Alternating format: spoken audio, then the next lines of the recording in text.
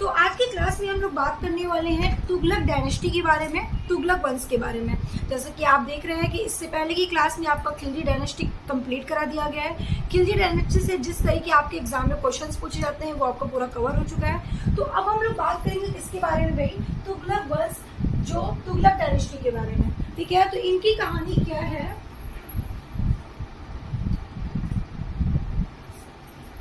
इनकी कहानी क्या है जरा हम लोग देखते हैं और इनसे रिलेटेड किस टाइप के क्वेश्चंस आपके एग्जाम में पूछे जाते हैं। ठीक है, चलिए। तो सबसे पहले आप अगर अभी तक चैनल को सब्सक्राइब नहीं किए तो चैनल को सब्सक्राइब करिए, बेल आइकन का बटन ऑन रखिए, जिससे कि अगर वीडियो जैसे ही अपलोड होती है आपके पास नोटिफिकेशन सबसे पहले पहुंचे।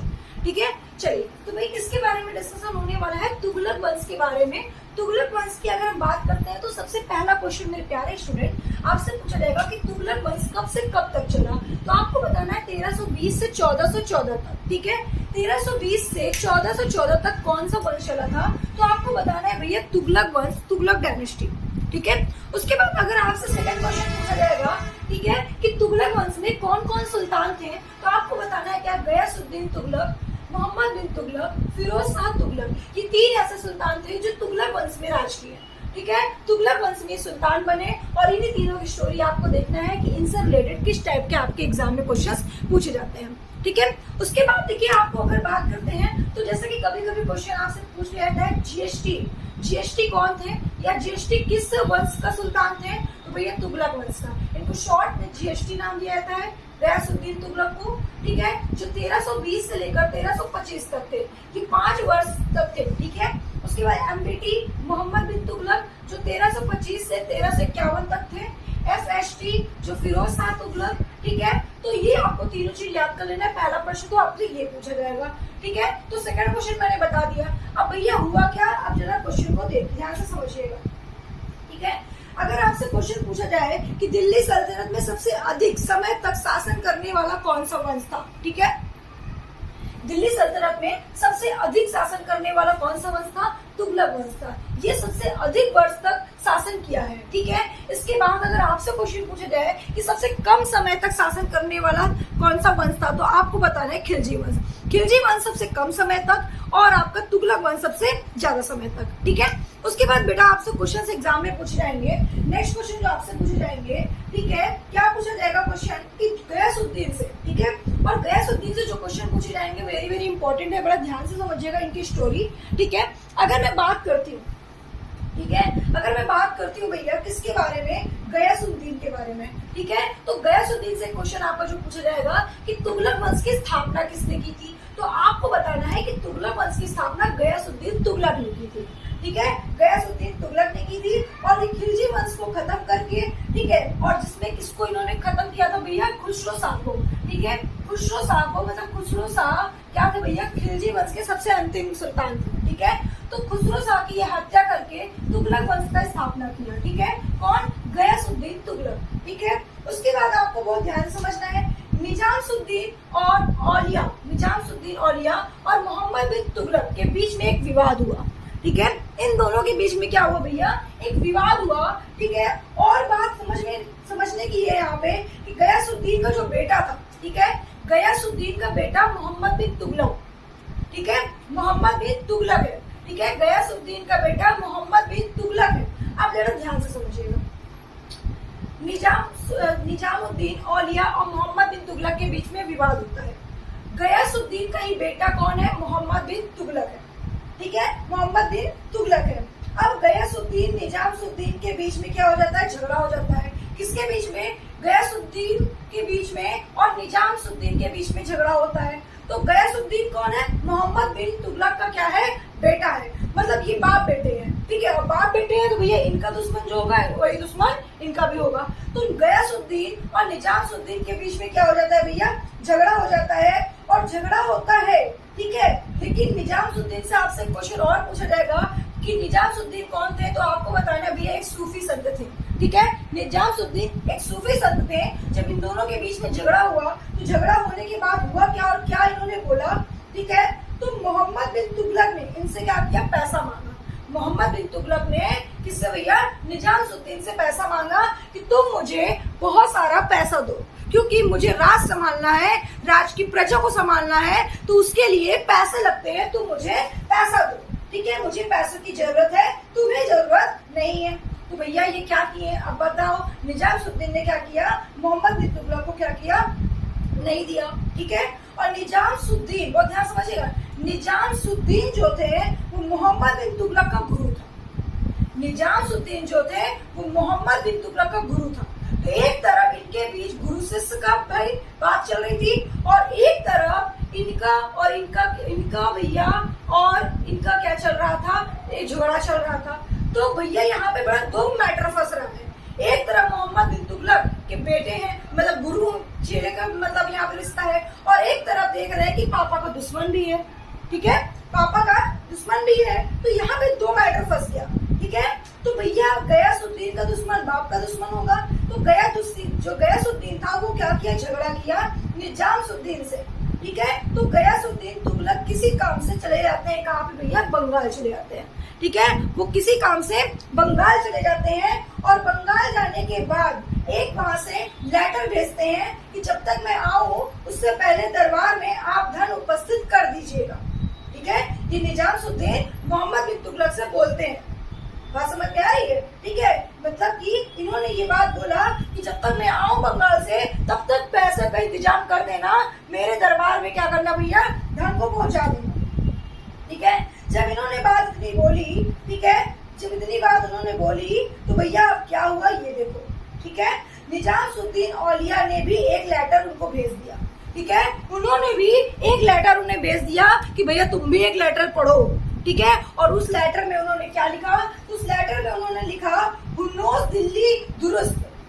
क्या लिखा उन्होंने, हुन्नोस दिल्ली दुरुस्त। इसका मतलब क्या होता है, इसका मतलब होता है भैया अभी तो तुम दूर हो, दिल्ली आके दिखाओ, अभी तो तुम बंगाल में हो और दिल्ली अभी क्या है भैया, दूर है। ठीक है, तो आपसे क्वेश्चन यहाँ से क्या पूछा जाएगा, आपसे क्वेश्चन पूछा जाएगा कि हुन्नोस दिल्ली दुरुस्त शब्द किसके द्वारा लिया गया है, तो आपको बताना है गयासुद्दीन के द्वारा।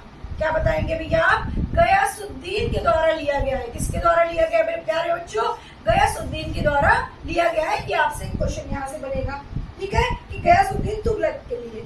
ठीक है, अब एक योजना बनाई। ठीक है, अब यहाँ पे भैया एक योजना बनी, और निजामुद्दीन औलिया और मोहम्मद बिन तुगलक के बीच में दिल्ली आने से पहले, ठीक है, दिल्ली आने से पहले एक योजना बनी। और उस योजना में क्या हुआ कि भैया हुआ क्या कि निजामुद्दीन, अब एक तो गुरु चेले का शिष्य था और एक बाप बेटे भी थे, और दोनों का दुश्मन एक ही है, तो होना चाहिए भाई, अगर पापा का दुश्मन है तो बेटे का भी दुश्मन होना चाहिए, लेकिन उनके तो गुरु थे। यहाँ पे मैटर फंस गया। ठीक है, तो हुआ क्या भैया यहाँ पे कि क्या होने वाला था, ध्यान से समझिएगा। तो क्या हुआ कि तुम्हारे पिताजी को खत्म कर दूंगा मैं कसम खाता हूँ। ये बात उन्होंने बोली, मैं आपको सुल्तान तक पहुँचा दूंगा, आपको बस अपने पिता की हत्या करना है, अपने पिता की हत्या करना है। किससे कहा, मोहम्मद बिन तुगलक से निजामुद्दीन कहता है कि मैं तुम्हें सुल्तान तक पहुंचा दूंगा, तुम केवल अपने पिता की क्या कर दो भैया, हत्या कर दो। अब देखो क्या हुआ भैया, जब ये बात मोहम्मद बिन तुगलक ने सुनी, ठीक है, तो पहले सोच में पड़ गए।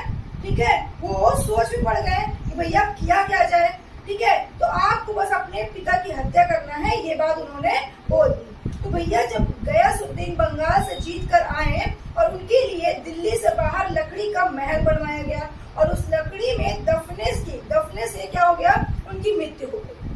उनकी मृत्यु हो गई, मतलब कि ये मोहम्मद बिन तुगलक ने उनका लिए एक लकड़ी का महल बनवाया, और ऐसा महल बनवाया कि वो गिरा, और उनके दबने से क्या हुआ, गयासुद्दीन की क्या हो गई, मृत्यु हो गई थी। कब हुई थी, आपसे अगर पूछा जाए तो यहाँ पे आपको बताना है 1325 में। कब बनवाई गई, 1325 में तुगलकाबाद में लकड़ी का महल बनवाया गया। आपसे क्वेश्चन पूछा जाएगा कि लकड़ी का महल कहाँ बनवाया गया, तो आप बताओगे कि तुगलकाबाद में बनवाया गया। और कैसा महल था, वो लकड़ी का महल था। कब बनवाया गया, 1325 में बनवाया गया। क्यों बनवाया गया, गयासुद्दीन को मारने के लिए बनवाया गया। ठीक है, गयासुद्दीन को भैया मारने के लिए बनवाया गया। अब आप सोचो कि सुल्तान बनने के लिए इसने अपने ही पिता की क्या कर दी, हत्या करवा दी। ठीक है, तो आपसे क्वेश्चंस कुछ पूछे जाएंगे। क्या क्वेश्चन पूछे जाएंगे, जैसे आपसे क्वेश्चन पूछेगा भारत में सबसे पहले नहर किसने खुदवाई। ठीक है। भारत में सबसे पहले नहर किसने खुदवाई? तो आपको बताना है भैया क्या? गयासुद्दीन ने। ठीक है, क्या बताना है? गयासुद्दीन ने। ठीक है, गयासुद्दीन तुगलक जी थे, उन्होंने सबसे पहले नहर क्या करी? भारत में खुदवाई थी। ठीक है, अब आपसे पूछा जाएगा तुगलकाबाद शहर की स्थापना कब हुई थी? ठीक है, तुगलकाबाद शहर की स्थापना कब हुई थी? या आपसे पूछा जाए कौन किया, तो आप बताओगे कि भैया गयासुद्दीन तुगलक ने किया। तुगलकाबाद शहर की स्थापना किसने किया था? गयासुद्दीन तुगलक ने किया था। तो आपको यहाँ पे लिख लेना है भैया GST, है ना। क्या GST का मतलब क्या होता है? गयासुद्दीन तुगलक। ठीक है, तो गयासुद्दीन तुगलक ने क्या किया भैया? आपका क्या किया भैया? यहाँ पे तुगलकाबाद शहर की स्थापना की है। ठीक है, उसके बाद आपसे क्वेश्चन पूछा जाएगा 1325 में तुगलकाबाद में लकड़ी का महल बनवाया और क्यों बनवाया गया? तो मैंने आपको रीजन बता दिया, अपने ही पिता की मृत्यु के लिए इसने लकड़ी का महल बनवाया और उसके दफन वहां पे उसके लकड़ी का महल गिरने से, ठीक है, उसमें मर जाने के गिर गए थे वो। ठीक है, जो लकड़ी का महल बना हुआ था उसमें गिरने की वजह से, लकड़ी का महल टूटने की वजह से उसमें क्या कर गए? दब गए और दबने की वजह से क्या हो गई? उनकी मृत्यु हो गई थी। और कब हुई थी इनकी मृत्यु? 1325। ठीक है, कब हुई थी? 1325 में। और आपसे क्वेश्चन यहाँ से पूछा जाएगा कि तुगलकाबाद में लकड़ी का महल कब बनवाया गया था? आपको बताना है 1325 में बनवाया गया था। क्यों बनवाया गया था? किसके लिए बनवाया गया था? तो आप सारे रीजंस बता सकते हो। ठीक है, नेक्स्ट क्वेश्चन आपसे पूछा जाएगा MBT का बचपन का नाम क्या है? ठीक है, MBT का बचपन का नाम क्या है? तो आपको बताना है भैया MBT का बचपन का नाम क्या है। आप हमें जल्दी से कमेंट करके बताइए। तो आप कहोगे मैम जौना खां। ठीक है, आप कहोगे जौना खां। इनका बचपन का क्या नाम था भैया? इनका बचपन का नाम था जौना खां। तो इस तरह से आपके तुगलक वंश से क्वेश्चन पूछे जाएंगे। तुगलक वंश से ज्यादातर क्वेश्चंस नहीं बनते, जितने क्वेश्चंस थे मैंने आपको बता दिया। कुछ क्वेश्चंस आपके एग्जाम में आए हुए हैं, जैसे मैं आपको बता दे रही हूँ। ठीक है, कुछ क्वेश्चंस आपके आए थे। एक क्वेश्चन आपसे पूछा जाएगा गयासुद्दीन तुगलक की मृत्यु कहाँ हुई थी? तुगलकाबाद में हुई थी। ठीक है, आपसे एक क्वेश्चन और पूछा जाएगा कि निजामुद्दीन औलिया को एक उपाधि दी गई थी। ठीक है, एक उपाधि दी गई थी और उस उपाधि का नाम बताइए। तो मेरे प्यारे स्टूडेंट आप क्या बताओगे? महबूब ए, क्या बताओगे? महबूब ए इलाही। ठीक है, महबूब ए इलाही की उपाधि दी गई थी। ठीक है, आपसे पूछा जाएगा निजामुद्दीन की एक उपाधि दी गई थी, वो कौन सी उपाधि थी? तो भैया आपको बताना है महमूद ए इलाही की उपाधि दी गई थी। ठीक है, उसके बाद आपसे क्वेश्चन पूछा जा सकता है कि जो आपको मैंने बताया, ठीक है, 1323 में अपने बेटा जौना खां मोहम्मद बिन तुगलक को तेलंगाना भेजा और तेलंगाना जीत कर उसका नाम क्या रख दिया गया भैया? तो जौना खां रख दिया गया। ठीक है, याद रखेंगे आप लोग। ठीक है, तो मैंने आपको ये क्वेश्चंस बताए जो वेरी वेरी इंपॉर्टेंट क्वेश्चंस थे। आपके एग्जाम में कई बार ऐसे क्वेश्चंस पूछे जाते हैं। तुगलक वंश में जितने क्वेश्चंस थे मैंने आपको बताया। अब जो भी क्वेश्चंस बचे हैं, जब मैं आपको एमसीक्यूज कराऊंगी तो उसमें आपको पूरा बता दूंगी किस टाइप के आपके एमसीक्यूज से क्वेश्चंस आएगा। ठीक है, तो तुगलक वंश से आपका मैक्सिमम जो क्वेश्चंस बनता है मेरे प्यारे स्टूडेंट, मैक्सिमम जो क्वेश्चंस आपका 20-25 क्वेश्चंस बनेंगे और जितना मैंने पढ़ाया इसी में से बनेंगे। तो जब मैं एमसीक्यूज कराऊंगी तो जो भी आपके 1-2 क्वेश्चन छूटे भी होंगे वो मैं कवर करा दूंगी। ठीक है, पूरा हो सकता है, वैसे तो मैंने सारा कवर करा दिया, लेकिन फिर भी अगर 1-2 कोई टॉपिक से कोई क्वेश्चन छूट रहे होंगे तो एमसीक्यूज में मैं कवर करा दूंगी। ठीक है, तो आज के लिए बस इतना ही। फिर मिलते हैं नेक्स्ट क्लास में हम लोग, जिसमें हम लोग पढ़ेंगे सैयद वंश के बारे में। तुगलक वंश यहीं से आपका कंप्लीट हो जाता है। नेक्स्ट क्लास में सैयद वंश के बारे में बात करेंगे और बहुत ही जल्दी हम लोग ये वंश को कंप्लीट करते हैं। ठीक है, कंप्लीट करने के बाद हम लोग आगे बढ़ते हैं। आपको आगे भी बढ़ाना है। ठीक है, जब आप मुगल वंश में चलोगे तो आप पढ़ोगे बाबर, अकबर, हुमायूं, जहांगीर, शाहजहां, इन सब के बारे में पढ़ोगे। बहुत इंटरेस्टिंग कहानी है इनकी। आप सुनोगे तो आपको लगेगा यार कि ऐसा भी किए हैं क्या औरंगजेब, शाहजहां लोग। ठीक है, तो आपको बहुत इमेजिंग और बहुत अच्छी स्टोरी मिलेगी पढ़ने के लिए। तो ऐसे ही जुड़े रहिए हमारे त्रिशान अकेडमी में। आप सभी का एक अच्छा सा प्यार चाहिए, जिससे कि आप वीडियो को थोड़ा सा अगर लाइक करते हैं, ठीक है, और शेयर करने की कोशिश करते हैं तो शायद आपका सपोर्ट मिलेगा, तो हमारा चैनल काफी ग्रो करेगा और जिससे कि आपके लिए हम जितना मेहनत कर रहे हैं उससे कई ज्यादा मेहनत कर पाएंगे। ठीक है, ओके, थैंक यू। फिर मिलते हैं नेक्स्ट क्लास में नेक्स्ट वीडियो के साथ।